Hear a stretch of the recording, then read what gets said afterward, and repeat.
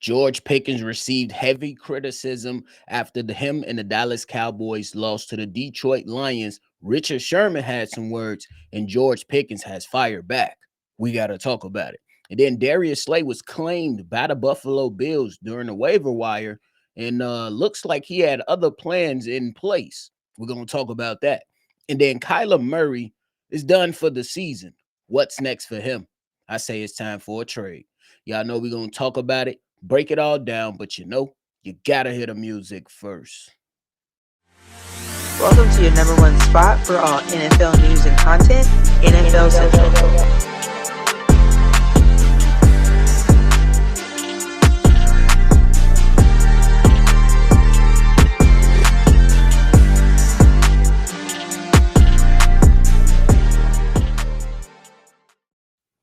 What's going on, NFL fans? Welcome back into another episode of NFL Central, your number one spot for everything NFL. I'm your host here, Bobby, and I'm holding it down on today's episode. So if you tuned in, love talking this football talk the way we talk it over here, make sure you go ahead and hit that like button and subscribe to the channel. Now, the Dallas Cowboys, they took a 30-44 loss versus the Detroit Lions in a must-have-it game on Thursday Night Football.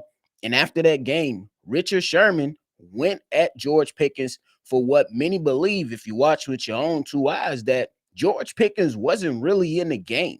And after that game, Richard Sherman had words for him, George Pickens, that is, and pretty much said he seemed uninterested in playing football and that George Pickens half-assed it. George Pickens got word of this and pretty much fired back on his Instagram and said this is a team game. LMAO. I'm not the only one on the team. Stop being an analyst and talking about one player when he playing a team game. A lot of shit has to go for explosive plays. And it's funny, I thought former players would know that, such as pussy ass Richard Sherman. Oh, God. Who, by the way, ain't without the Legion of Boom. We all remember San Francisco, brother. Much love. Don't speak on me unless you know the game of football. As a former player, not a D-riding fan / analyst that act like double team is not a thing or certain bracket coverages don't exist. Knowing you play ball, which show me you a leech. Weirdo. Now Twitter, eat this up. Clouded world. That is George Pickens after Richard Sherman came at him, and then George Pickens fired. Richard Sherman hadn't said this. LOL, kid hasn't done enough to merit a response from me. I was working on my third consecutive first team All-Pro and second Super Bowl appearance at the same point in my career. LOL, I made an All-Pro team and Super Bowl in San Francisco, but that's the fall off for me. That's Richard Sherman.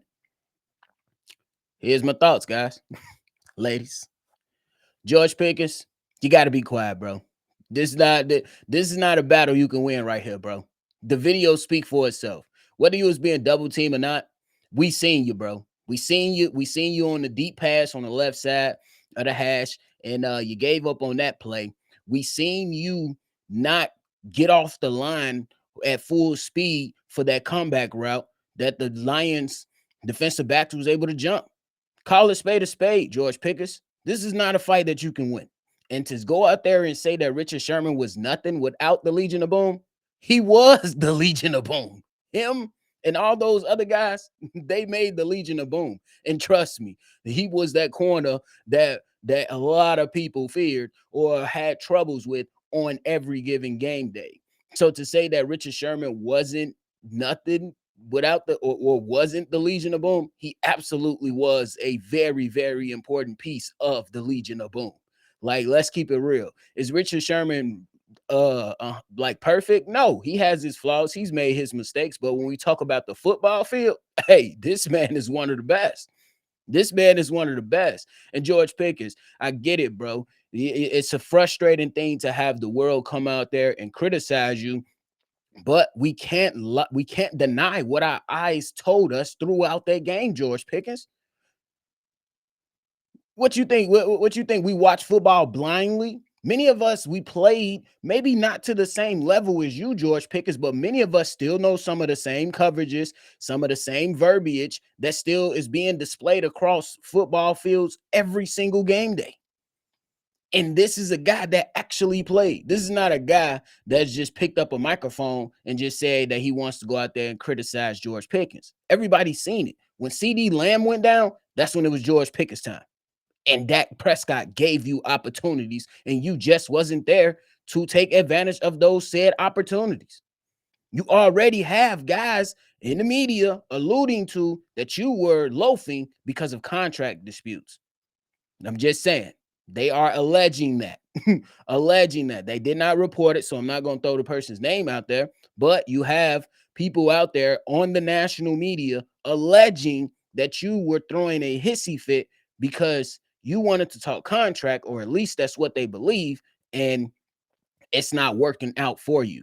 So to go out there and try to make it seem like Richard Sherman was wrong, he wasn't wrong in this particular situation. We all seen it too. You wasn't good, bro. It's okay. Say you didn't put your best foot forward and move on. You got people, we've been praising you. George Pickens, we have been praising you for the last few weeks. And to go out there and see a performance from you like that in a gotta have it moment took us back to when you was back in Pittsburgh, bro. We bringing up Pittsburgh Steelers conversations after a game that you and your team absolutely needed it. Your own quarterback, Dak Prescott, George Pickens, came out and said I'm pretty sure he will admit that's not his best game. And George Pickens, Dak Prescott threw you the alley-oop and you did not dunk the ball. That's just what it is, bro. Chalk it up to the game. Every player has a bad game. But maturity shows when you could just come to the podium and say, I let my team down. Boom. Nobody criticizing you after that. I let my team down. That's, bro, if you start with something, I let my team down, I didn't have my best game, you good to go. Nobody's complaining. But now you're sending shots out back at the criticism that was thrown at you. That's valid. It's not unnecessary criticism. It's valid criticism because we all seen the game. We all seen the game, bro. So you got to go out there, take it on the chin, and just keep it pushing. That's my best advice for you, George Pickens. Mature up, take what the criticism was on the chin, and make sure you be better the next time. That's it. You can't go back in this back and forth with the media. You will not win. It's one of you and a number of podcast content creators and outlets that is going to flood the airways with your comments, i.e., right here on NFL Central. Duh.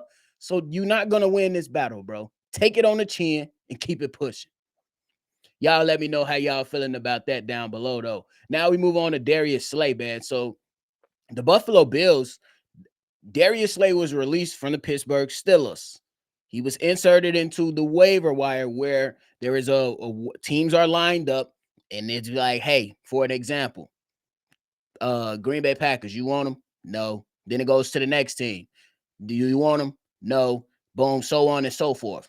So it got to the Buffalo Bills and they said, oh, we got a corner that we can bring on our team.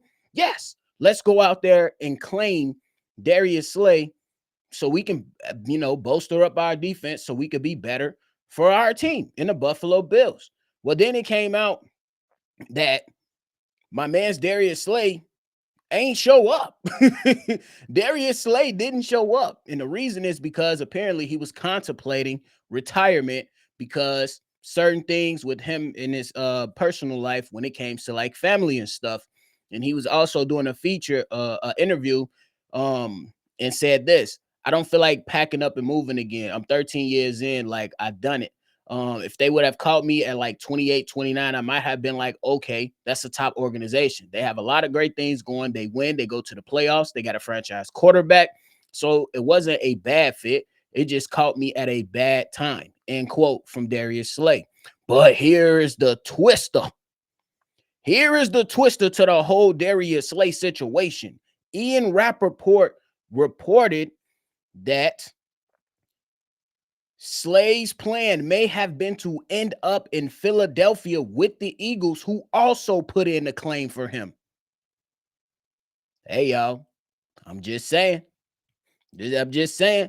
Now, look, I'm not one of those guys that's gonna go out there and say that you absolutely have to go play for the Buffalo Bills. You are a dummy. No, I don't do that because it's real life stuff taking place. And like when he was doing the interview, that's Darius Slay, that is, just for context, he said that he has a son. I believe he said it's in his senior year, getting ready to wrap up high school.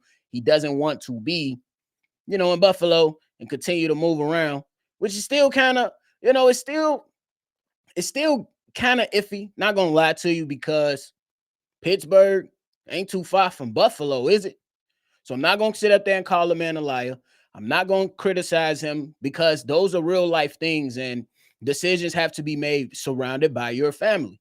But now this is where we got to talk the football stuff. If your intentions was to get to Philly,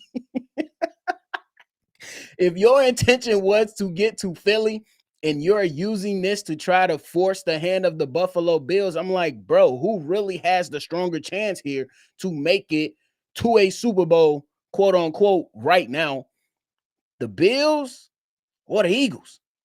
So Darius Slay, I'm trying to understand that. Is it just because you want to go back to familiarity, or is it more so about having an opportunity to win? Because if it's more familiarity, I understand him wanting to go back to Philly. He played there, won a championship there, know the guys, know the system, know how it operates, so on and so forth. But if we're talking about opportunity and who potentially has the better shot of making it to a Super Bowl, it's a tough answer, but I got to put it on wax. I will say the Buffalo Bills have a better chance right now today to make the Super Bowl versus the Philadelphia Eagles. So Darius Slay, why not go there? Is it so?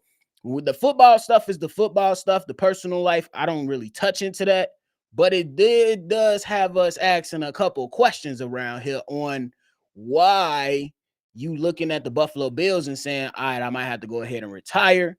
But then Ian Rappaport is reporting that your plan probably was to get to Philly. That's all I'm saying.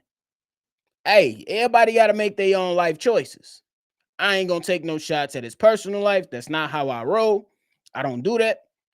But it does ask, what was what was your mindset when all this stuff started to go down? So it's interesting.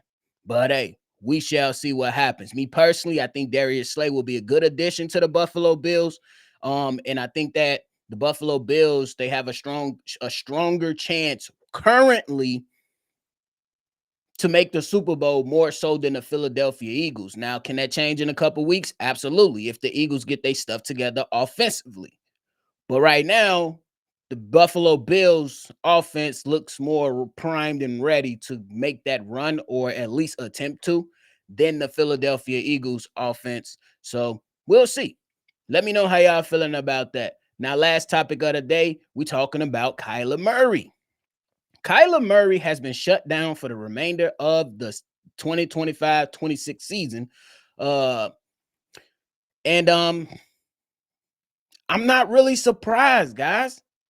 I'm not really surprised.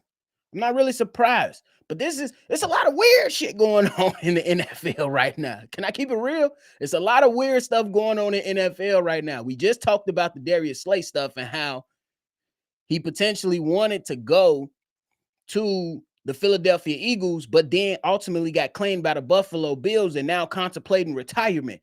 Look at this, or listen to this. Kyler Murray got hurt October 5th by the Tennessee Titans. On November 1st, head coach Jonathan Gannon came out to the media and told reporters that Kyler Murray is getting better. On November 5th, Kyler Murray is placed on IR. Cool, fine, and dandy. He needs some time to recover. But then December 5th, it was reported by Darren Urban that coach Jonathan Gannon will not, that Kyler Murray will not return, that he has some tests out of state, and that the foot is not getting better. What? Hold on.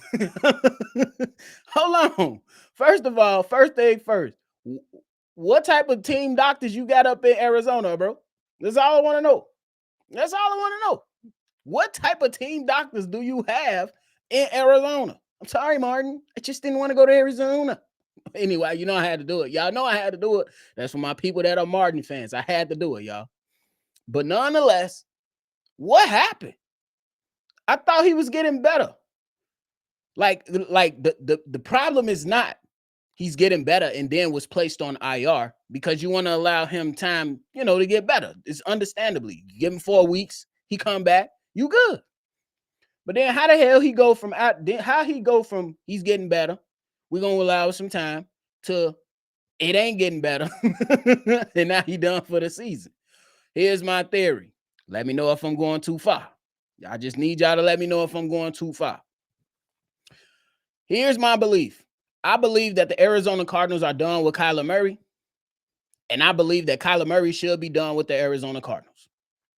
It's a relationship that has not worked out. It's a relationship that has been filled with a bunch of dumb stuff since he signed this contract.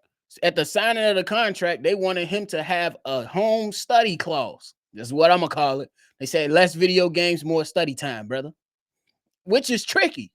So it's like, But here's the reason I believe that it's time for Kyler Murray to move on is just because the team clearly doesn't have that much belief in you, in my opinion. You see that the offense is operating at a different level with Jacoby Brissett. Not saying that Jacoby Brissett is the quarterback of the future, but if you're the Arizona Cardinals, you can get draft capital for Kyler Murray and move on. This is a thing that has been going on for too long. If I remember correctly, he only has one playoff appearance his whole entire time being in Arizona. Hey, Arizona Cardinals, I got a couple teams for you that you can go out there and call and ask if they want a new quarterback. You got the Las Vegas Raiders, you got the Pittsburgh Steelers, and the Minnesota Vikings may be interested in Kyler Murray. Maybe. It's just a shot. I don't necessarily know. But if you're the Arizona Cardinals and you're ready to move on, you have a quarterback in place that is able to operate your offense in Jacoby Brissett. You can draft your quarterback of the future and develop him and let Jacoby Brissett just go ahead and do what he do for another year or two, and then you can insert your quarterback of the future. That should be your plan, Arizona Cardinals. That should be your plan.